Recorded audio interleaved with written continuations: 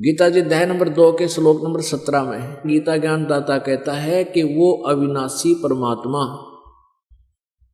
उसी को जान जिसको मारने में कोई समर्थ नहीं है, जिसने सब ब्रह्मांडों की रचना की है। अपने विषय में दूसरे अध्याय के गीता जी के दूसरे अध्याय के 12वें श्लोक में और चौथे अध्याय के 5वें और 9 श्लोक में गीता ज्ञानदाता कहता है कि अर्जुन तेरे और मेरे बहुत जन्म हो चुके हैं। हम तुम और ये राजा लोग सैनिक पहले भी जन्मे थे, आगे भी अपना जन्म होता रहेगा। इससे सिद्ध हो गया कि गीता ज्ञानदाता अविनाशी नहीं है और ये ब्रह्म है और ब्रह्म की पूजा से पूर्ण मोक्ष नहीं हो सकता। उसके लिए गीता ज्ञानदाता ने कहा है कि मैं भी उस पूर्ण मोक्ष मार्ग से अपरिचित हूं। उसके लिए चौथे अध्याय के 34वें श्लोक में कहा है कि उस तत्व ज्ञान को, कौन से तत्व ज्ञान को? गीता जी अध्याय नंबर 4 के श्लोक नंबर 32 में गीता ज्ञानदाता कह रहा है कि बहुत प्रकार के आध्यात्मिक यज्ञों की जानकारी विस्तार के साथ सच्चिदानंद घन ब्रह्म की वाणी में लिखी गई है, कही गई,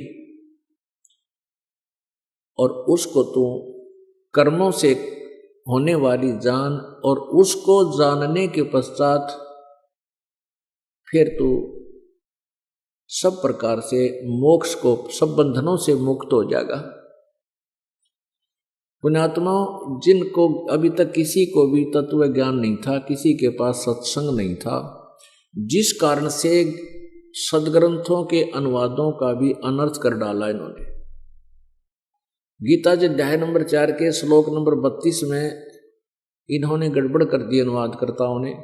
इसमें लिखा है कि ब्रह्मणे मुखे, और अनुवादकर्ता ने इसका अर्थ कर दिया वेद की वाणी में। नहीं, यहां ब्रह्मणे मुखे का अर्थ है सच्चिदानंद घन ब्रह्म, यानी परम अक्षर ब्रह्म के मुखे माने मुख से उच्चारित उस अमृत वाणी में, उस परमात्मा द्वारा स्वयं बोले गए उस तत्व ज्ञान में ये सब ज्ञान विस्तार से कहा गया है।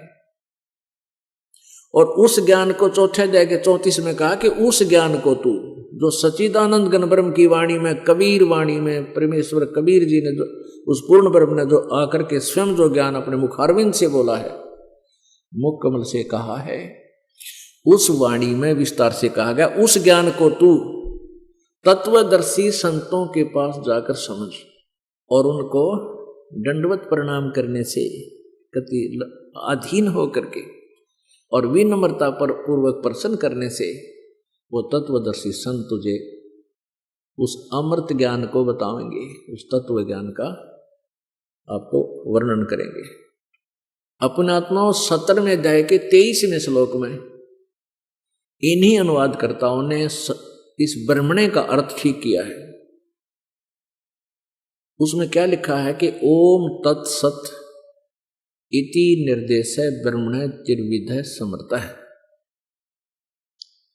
इसका इन्होंने ठीक अर्थ किया है कि ओम तत्सत यह 3 प्रकार का ब्रह्मणे का अर्थ इन्होंने किया है, सच्चिदानंद घन ब्रह्म का मंत्र कहा है।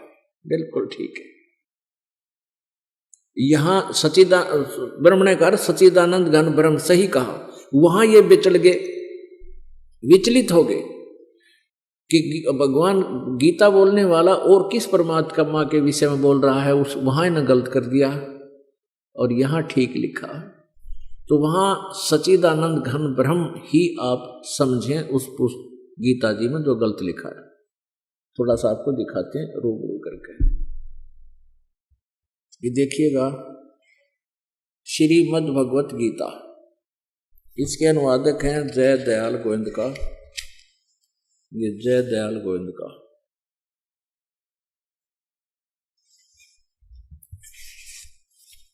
श्रीमद् भगवत गीता, गीता प्रेस गोरखपुर से प्रकाशित है। इसके अध्याय नंबर 4 के और श्लोक नंबर 32 में इसमें क्या कहा कि इस प्रकार और भी बहुत तरह के यज्ञ यानी धार्मिक अनुष्ठान ब्रह्मणे मुखे का अर्थ कर दिया इन्होंने वेद की वाणी में, नहीं, यहां गलत कर दिया। यह लिखना था सच्चिदानंद घन ब्रह्म की मुख से उच्चारित वाणी में, मुखे उसके द्वारा बोले गए ज्ञान में स्वयं आकर बोले, यानी सच्चिदानंद घन ब्रह्म की वाणी में विस्तार से कहे गए हैं। अब यहां देखिएगा 70वें अध्याय का, इसमें क्लियर होगा ब्रह्मणे का अर्थ क्या है। अब 23वां श्लोक इसका, यहां देखिएगा इन्होंने यहां अनुवाद ठीक किया है।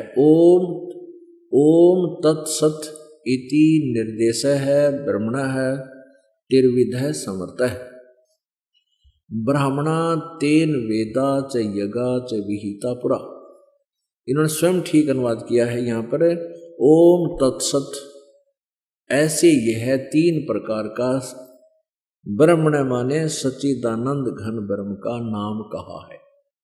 ये ब्रह्मण वही है सच्चिदानंद घन ब्रह्म। हम यहाँ इसको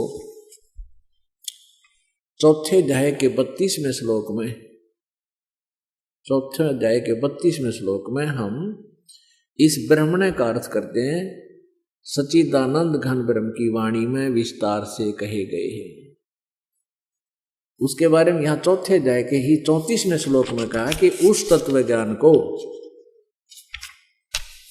अध्याय नंबर 4 का और श्लोक नंबर 34, उस ज्ञान को जो सच्चिदानंद घन ब्रह्म की वाणी में बोला गया है, कबीर वाणी में गया है, बोला गया है, उस ज्ञान को तू तत्वदर्शी ज्ञानियों के पास जाकर समझ। इसे सिद्ध है कि गीता ज्ञान दाता से कोई और ज्ञान है और उसका बताने वाला भी कोई और है, उनसे भली भांति समझ।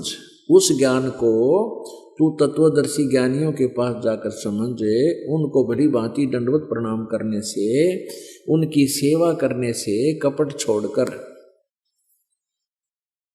सरलता पूर्वक प्रसन्न करने से वे परमात्म तत्व को, यानी तत्वदर्शी न, वो तत्वदर्शी संत ज्ञानी महात्मा तत्व ज्ञान का तुझे उस तत्व ज्ञान का उपदेश करेंगे।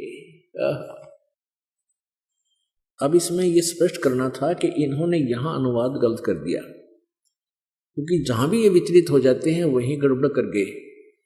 और भोली आत्माएं थी, इनको संस्कृत के ज्ञाता जान करके इनके द्वारा किए गए अनुवाद में कोई जो है शंका नहीं कर पाए। अब इस दास के ऊपर कृपा की परमेश्वर ने, वो ज्ञान वाली आँखियां दास की खोल दी और तब ये ज्ञान समझ में आया और आपको दास बता रहा है।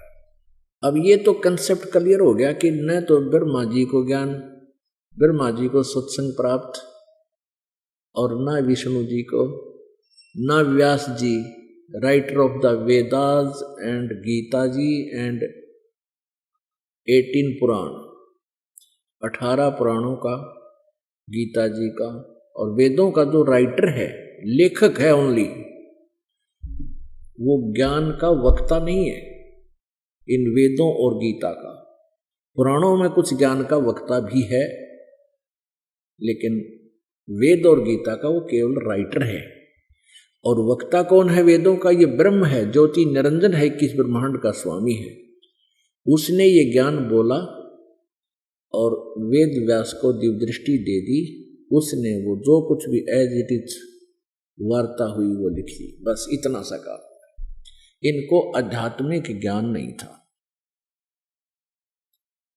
इनको सत्संग प्राप्त नहीं था।